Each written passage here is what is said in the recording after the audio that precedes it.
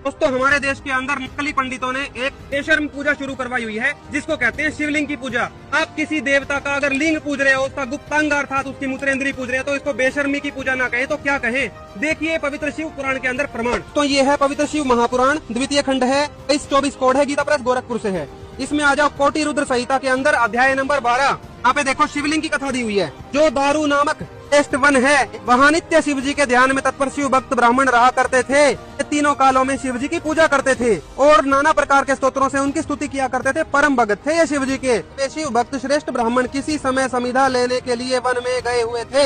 अपनी हवन सामग्री लेने वन में चले गए अंदर जंगल के। अब वो तो जंगल में गए हुए थे, उनकी पत्नियां थी घर पे। भगवान शंकर विकट रूप धारण कर वहाँ आए उनके घर पे। वे दिगंबर बिल्कुल नंगे बिना कपड़ों के। महातेजस्वी भगवान शंकर हाथ में लिंग को, मूत्रेंद्री को, प्राइवेट पार्ट को हाथ में धारण कर विचित्र लीला करने लगे। कामियों के समान, जैसे कामी आदमी लिंग को हाथ में लेके करता है, वो चेष्टा कर रहे थे। अन्य स्त्रियां विवल तथा आश्चर्यचकित होकर वहां चली आई। कुछ स्त्रियों ने परस्पर हाथ पकड़कर आलिंगन किया। कुछ ऋषियों की पत्नियां वहां आके चिपकने लगी उनके। कुछ स्त्रियां आपस में आलिंगन करने से अत्यंत मोहविवल हो गई। इसी बीच सभी ऋषिवर वन से समिधा लेकर आ गए और वे इस आचरण को देखकर दुखी तथा क्रोध से व्याकुल हो गए। जब अपनी पत्नियों को इस हालत में देखा किसी पुरुष के साथ, तो वो बहुत दुखी हुए और क्रोधित भी हुए। उन ऋषियों ने शिव जी से कहा, हे अवधूत, तुम वेद मार्ग का आलोक करने वाले हो, यह विरुद्ध आचरण कर रहे हो। तुम वेदों के अनुसार नहीं चल रहे, सभ्य समाज के अनुसार जो भगवान ने ज्ञान दिया था। तुम्हारा यह लिंग पृथ्वी पर गिर जाए।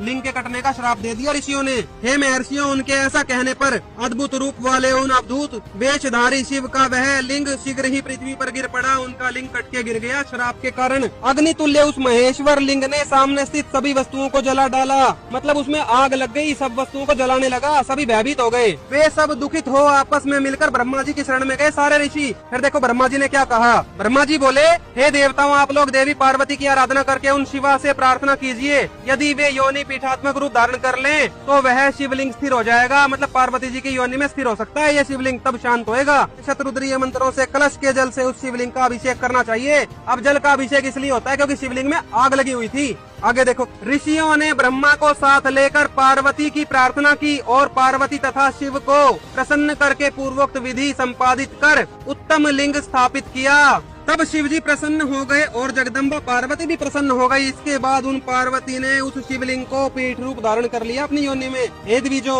तब शिवलिंग के स्थापित हो जाने पर लोगों का कल्याण हुआ और वह शिवलिंग तीनों लोकों में प्रसिद्ध हो गया, जिसको आज हम बेशरम पूजा के रूप में जानते हैं। तो सभी सनातनियों से मेरी हाथ जोड़ के प्रार्थना है, इस बेशरम पूजा से बाहर निकलो, इसकी वास्तविकता समझो। अगर असली आदि सनातन धर्म को समझना चाहते हो, मोक्ष प्राप्ति चाहते हो, तो YouTube पर सर्च कीजिए संत रामपाल जी महाराज, सत साहिब।